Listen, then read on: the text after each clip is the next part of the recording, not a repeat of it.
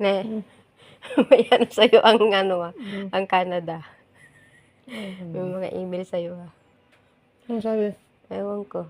Ayusin mo daw yung fill up mo. Ha? Ba't di mo tinitingnan? Hindi ko na kinainin ko.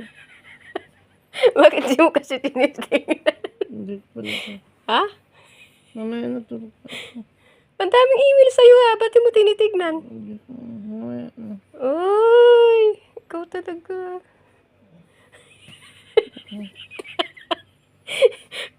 Tatlo yatang email sa'yo Dali, tingnan mo kasi para punta ka na ng Canada.